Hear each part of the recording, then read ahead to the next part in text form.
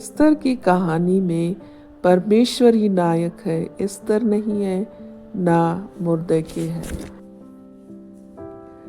जय मसीह की आप सबों को प्रभु यीशु मसीह के नाम से जय मसीह की। आज हम एस्तर की किताब का अध्ययन करेंगे। एस्तर की पुस्तक एक दिलचस्प बात यह है कि परमेश्वर कभी प्रत्यक्ष रूप से प्रकट नहीं होते। इस पुस्तक में उनका नाम भी नहीं आता, लेकिन परमेश्वर ही परमेश्वर का नाम न लिया गया हो। उनकी संप्रभुता स्पष्ट रूप से प्रकट होती है। यह अदृश्य रहकर भी घटनाओं और लोगों को निर्देशित कर रहे हैं ताकि अपनी चुनी हुई प्रजा की रक्षा कर सकें। एस्तर के पहले 2 पद हमें ऐतिहासिक संदर्भ प्रदान करते हैं। क्षयर्ष के दिनों में, जो भारत से लेकर कुश तक 127 प्रांतों पर राज्य करता था, जब वह सूसन में अपने सिंहासन पर बैठा था, सहर्ष फारस के राजा जक्सिंस का ही दूसरा नाम है, जो मसीह के जन्म से लगभग 4 शताब्दियों पहले 486 से लेकर 465 ईसा पूर्व फारसी साम्राज्य पर शासन करता था। सहर्ष एक घमंडी और महत्वाकांक्षी राजा था। वह अपने साम्राज्य का विस्तार करना चाहता था, इसलिए तीसरे पद में बताया गया है कि उसने अपनी सेना और साम्राज्य के सभी उच्च पदाधिकारियों के लिए एक महान भोज का आयोजन किया। अतिथि सूची में फारस और मादी की सेना और प्रांतों के हाकिम तथा प्रधान शामिल थे। राजा उन्हें यह दिखाना चाहता था कि वह यूनान के साथ युद्ध करने के योग्य है, जो वह 1 वर्ष बाद करेगा। चौथे पद में कहा गया है, उसने अपनी महिमा और वैभव का प्रदर्शन 180 दिनों तक किया, यानी 6 महीने तक वह अपनी शक्ति और धन का प्रदर्शन करता रहा।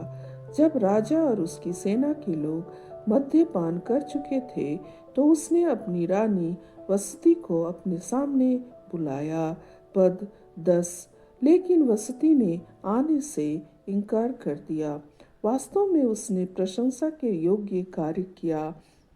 वह स्वयं को मद्यपान में डूबे इन लोगों के सामने एक वस्तु की तरह प्रस्तुत नहीं करना चाहती थी। कुछ विद्वानों के अनुसार यह फारसी राजाओं की परंपरा थी कि वे अपनी सुंदर रानियों और उपपत्नियों को बिना वस्त्र के अतिथियों के सामने प्रदर्शित करें। ऐसा प्रतीत होता है कि सहर्ष भी यही करना चाहता था। इतिहास हमें बताता है कि जक्सिन की 360 उपपत्नियां और कई रानियां थी, लेकिन उसने केवल वस्ती को ही इस अनैतिक प्रदर्शन के लिए बुलाया और उसने इनकार कर दिया। यह महान राजा, जो पूरी दुनिया पर शासन करने की इच्छा रखता था, अपनी ही पत्नी को आदेश नहीं दे सका, और उसने सही किया। वह अपने आत्मसम्मान की रक्षा करना चाहती थी। इस पुस्तक के पहले 2 अध्यायों में एक गहरा विरोधाभास है।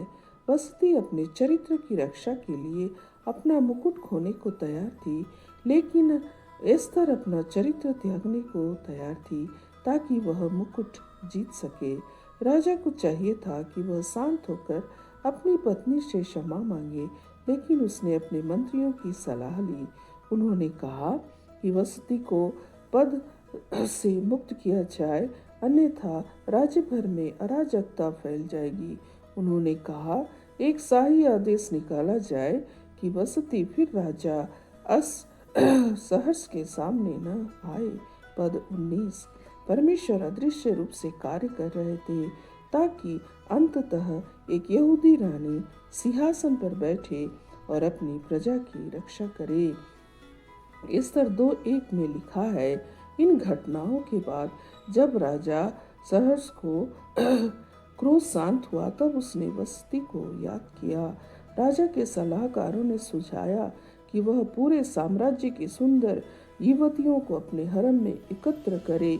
पद 3 और 4 में लिखा है, उनको संवारने का अवसर दिया जाए और जो युवती राजा को सबसे अधिक भाए वह वसति के स्थान पर रानी बनाई जाए। यहीं पर हम मुर्दके और एस्तर से परिचित होते हैं। पद 5 में बताया गया है कि मुर्दके किस वंश का वंशज था जिसकी पीढ़ी को नबूकदनेस्सर ने यरूशलेम से निर्वासित किया था। पद 7 में बताया गया है कि मोर्दके अपनी सुंदर चचेरी बहन हदसा, जिसे फारसी में एस्तर कहा जाता था, की देखभाल कर रहा था। मोर्दके ने एस्तर को इस अनैतिक प्रतियोगिता में भाग लेने के लिए प्रेरित किया। पद 8 कुछ विद्वान मानते हैं कि एस्तर को जबरदस्ती ले जाया गया था, लेकिन ले जाने के लिए प्रयुक्त हिब्रू की क्रिया उसी तरह की है जैसे पद 7 में बताया गया कि मोर्दके ने उसे अपनी पुत्री की तरह ग्रहण किया। इसका तात्पर्य है कि यह स्वैच्छिक था। एस्तर इस प्रतियोगिता में जीत जाती है और राजा उससे विवाह करता है। पद 17 लेकिन यह सब कीमत पर हुआ। उसने अनैतिकता में भाग लिया और एक मूर्ति पूजक राजा से विवाह किया। फिर भी परमेश्वर कार्य कर रहे थे। राजा का हृदय परमेश्वर के हाथ में है। नीतिवचन 21 उसका 1। यह राजा नहीं था जिसने एस्तर को सिंहासन पर बैठाया, परमेश्वर था। परमेश्वर अपनी योजना पूरी करने के लिए लोगों को उनके स्थानों पर नियुक्त कर रहे थे। इस पुस्तक के अंत में नायक न तो मोर्दके था और न ही एस्तर, बल्कि नायक परमेश्वर ही था। Thank you.